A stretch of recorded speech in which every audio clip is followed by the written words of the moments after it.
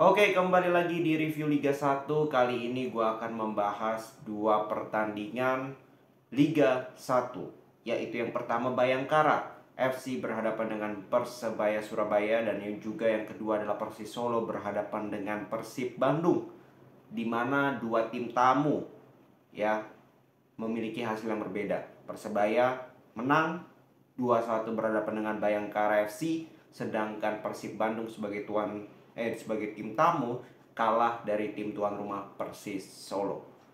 Kita mulai dulu dari Bayangkara menghadapi Persebaya Surabaya. Ini dua tim yang sebenarnya secara peringkat memang berada di papan bawah. Ya, Bayangkara itu ada di peringkat 17, sedangkan Persebaya dengan hasil menang ini aja itu hanya naik satu peringkat ke peringkat 15. Ya, jadi dua tim ini memang sebelum pertandingan ini punya track record yang buruk lah secara hasil. Nah, kalau kalau gue bisa bilang memang Persebaya mengubah mengubah gaya permainan mereka dibandingkan pada saat Aji Santoso. Ya, dimana mereka sekarang bermain lebih direct, bermain lebih mengandalkan transisi. Ya, Bayangkara justru lebih dominan secara penguasaan pertandingan atau penguasaan ball possession. Sebenarnya nggak ada masalah, ya sebenarnya nggak ada masalah selama itu efektif. Dalam arti counter yang diraih oleh Persebaya kalau efektif, ya itu nggak ada salahnya. Buktinya eh, berapa kali mereka mampu mengancam pertahanan dari Bayangkara lewat counter. Ya ada dua kali star kalau nggak salah. Itu kan membuktikan mereka efektif dalam melakukan serangan tanpa playmaker, tanpa seorang Ze Valente yang memang permainan Persebaya ini terlalu tergantung terhadap Ze Valente soal membuild up sebuah serangan, membuat kreativitas. Yaitu peran Ze Valente itu sangat penting. Nah, karena tidak ada, maka dari itu penggantinya ini adalah Shoya Yamamoto yang ditaruh di belakang seorang Paulo Victor. Di kiri ada Bruno Moreira seperti biasa, dan Kasimota. Ini pemain muda ditaruh di sayap justru ya. Biasanya bermain di bek kanan, tapi kali ini ditaruh di sayap memanfaatkan kecepatan. Bayangkara itu mampu menciptakan gol terlebih dahulu lewat Sani Rizky Fauzi. Golnya agak agak ajaib ya, bagaimana salah clearance dari Dusan Stevanovic kalau nggak salah justru mengarah tepat ke Sani Rizky, di mana eksekusi tendangan bebas yang memang cukup cukup tajam ya dari seorang Adam Najem. Ya, bagaimana itu membuat ya mungkin salah salah antisipasi atau gimana, gue nggak ngerti lah, pokoknya golnya cukup ajaib. Nah, tidak lama berselang di menit 26 dibalas oleh Bruno Moreira, dan terlihat memang Bruno Moreira ini perannya begitu penting di pertandingan kali ini. Banyak serangan dari sisi seorang Bruno Moreira, terutama di babak pertama banyak sekali serangan dari sisinya Bruno Moreira. Dan terlihat uh, back back dari Bayangkara di sebelah kanan ini cukup kewalahan dalam mengantisipasi serangan dari Bruno Moreira, karena kecepatan dari Bruno Moreira, skill dari Bruno Moreira ini memang di atas rata-rata. 1-0, golnya keren.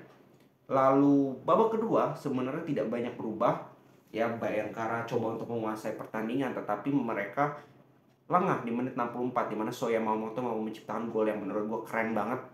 Ya, gol yang spektakuler dari Soya Mamoto di menit 64. Dan selebihnya Bayangkara mencoba untuk menguasai pertandingan, mereka coba untuk meng-create banyak peluang tapi tidak bisa mencetak gol. Dan akhirnya Persebaya lah yang menjadi pemenang dari pertandingan kali ini, dan ini kemenangan yang penting bagi Persebaya mengingat 4 pertandingan terakhir bahkan mereka tidak menang. Ya, itu kan cukup mencoreng nama dari Persebaya. Kita tahu Persebaya ini salah satu klub terbesar di Indonesia, punya sejarah yang luar biasa. Dan itu yang membuat kan Coach Aji diistirahatkan, ya kan, karena meraih hasilnya itu nggak positif sama sekali. Nah, akhirnya di pertandingan pertama tanpa Coach Aji Santoso justru mereka mau meraih kemenangan. Walaupun ini belum bisa dikatakan mereka pemain bagus ya, berarti ya itu masih butuh proses. Mungkin dengan pelatih barunya nanti itu bisa terjadi, dan ketika Zé Valente balik ya kemungkinan permainan mereka akan jauh lebih baik. Tapi that's apa ya, yang terpenting sekarang adalah mereka mendapatkan 3 poin dulu untuk setidaknya posisi mereka nggak terlalu degradasi nih, nggak terlalu berada di zona degradasi, karena berbahaya ya, karena posisi mereka sekarang sama sekali tidak aman. Jadi untuk sekarang yang penting mereka menang dulu. Soal permainan nanti, itu bicara nanti. Yang penting aman dulu aja. Ya daripada degradasi kan bahaya sekali. Nah, kita lanjut ke Persib Bandung, Persis Solo. Main di kandang Persis Solo, ini laga kedua dari Boyan Hodak. Dan Persis Solo ini uh, yang seperti gue bilang nggak bagus-bagus amat juga ya. Kemarin itu peringkatnya dengan Persebaya kalau nggak salah atas bawah ya. Persebaya peringkat 16, Persis peringkat 15 kalau nggak salah. Beruntung kali ini mereka bisa menang, jadi naiknya cukup jauh ke peringkat 10. Artinya mereka pun sebenarnya secara hasil beberapa pertandingan terakhir tidak meraih hasil yang positif. 3 pertandingan terakhir mereka tidak bisa meraih kemenangan, 1 kali kalah, 2 kali imbang. Nah, sedangkan Persib kemarin baru meraih kemenangan pertama di bawah mereka kemarin permainan pertama itu lawan Bali United, Boyan Hodak itu imbang 0-0. Dan secara permainan pun masih belum kelihatan lawan Bali kan. Nah, sekarang melawan Persis di babak pertama itu sebenarnya seru. Dua tim saling adu serangan, benar-benar banyak peluang dari kedua tim secara bergantian, cetak gol pun secara bergantian. Menit 32 Ciro Alves bisa cetak gol yang luar biasa, gol Trivelanya Quaresma. Langsung dibalas 1 menit kemudian dari Ramadan Sananta lewat heading crossing yang begitu baik dari Mesidoro. Dan di menit 44 koneksi Mesidoro dan juga Sananta lagi mampu menciptakan gol kedua. Dan kalau lihat proses gol keduanya Persis itu kan bagus banget ya, bagiannya kerjasama, 1-2 sentuhan diakhiri dengan cutback, itu kan keren banget ya. Itu yang kita pengen lihat sebagai penonton netral ya, bagaimana permainan tim itu nggak long-ball tapi bagaimana kombinasi itu jauh lebih menghibur.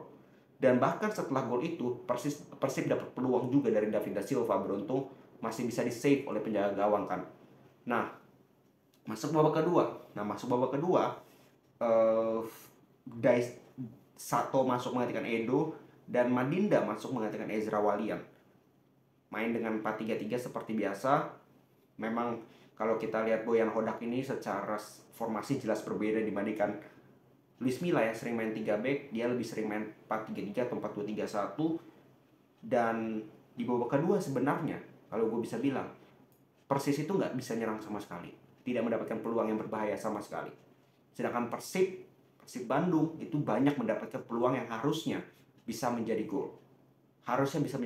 Minimal 1 lah. Tapi memang penampilan dari Pancar Widiastono ini, kiper dari Persis Solo, yang kalau nggak salah ini bukan kiper utama. Kiper utama itu Gianluca Pandenu, ini kiper kedua, tapi penampilannya luar biasa. Save-nya itu benar-benar krusial. Backheel David da Silva, headingnya David da Silva, semua di save sama dia. Bahkan ada 1 kali tendangan kena mistar dari Ciro. Nah, ini kan memang artinya apa ya, kalau di babak kedua kalau gue bilang kurang beruntung Persib tidak bisa menciptakan gol, karena definitely mereka jelas mengancam di babak kedua. Mereka tidak membiarkan Persis untuk keluar menyerang, dikurung Persis ibaratnya. Tapi ya kembali lagi gak ada gol, itu yang sangat disayangkan ya. Tapi secara permainan jauh lebih baik lah Persib di babak kedua. Nah, yang menjadi PR adalah Putu Gede di menit 90 ini kartu merah. Kartu merahnya tidak perlu sama sekali. Bukannya kakinya itu memang di leher ya, itu tinggi banget, itu layak second yellow. Ya setelah itu mereka nggak dapat peluang lagi. Itu pun terjadi di menit-menit terakhir. Artinya sudah frustasi. Pemain Persib ini sudah frustasi, tidak mampu menciptakan gol. Padahal secara permainan, secara peluang mereka dapatkan segalanya. Mereka dapatkan peluang yang berbahaya, tapi eksekusinya semuanya mampu di save dengan luar biasa oleh Pancar Widiastono. Jadi apresiasi untuk kiper dari Persis Solo yang menurut gue bisa dikatakan man of the match bagi gue di pertandingan kali ini, karena bagaimana save dari dia, kalau nggak ada mungkin saja justru Persib yang akan memenangkan pertandingan kali ini, bukan Persis Solo. Oke, segitu dulu di pembahasan kali ini tentang dua tim. Jadi Persib sekarang posisinya tidak aman, ada di peringkat 16 zona degradasi dengan 7 poin dari 7 pertandingan. Jadi ini PR berat banget ya, seperti yang gue bilang di video-video sebelumnya membahas Persib, bahwa Persib ini PR berat banget. Bagaimana Boyan Hodak ini harus memutar otak bagaimana cara mereka sama kayak Persebaya dapetin poin dulu baru perlahan-lahan perbaiki secara permainan. Nah, itu yang harus dipikirkan, karena kalau seperti ini terus posisinya Persib bisa terancam. Gua bilang Persib ini memang tidak harusnya ada di peringkat sekarang. Dengan statusnya Persib, dengan kapasitas pemain yang mereka miliki, plus pelatih yang mereka miliki, harusnya Persib ini bisa bersaing di papan atas, bukan di zona degradasi. Itu yang gua rasa harus menjadi PR besar bagi Boyan Hodak dan Persib Bandung tentu saja. Oke, segitu dulu pembahasan kali ini. Salam sepak bola Indonesia.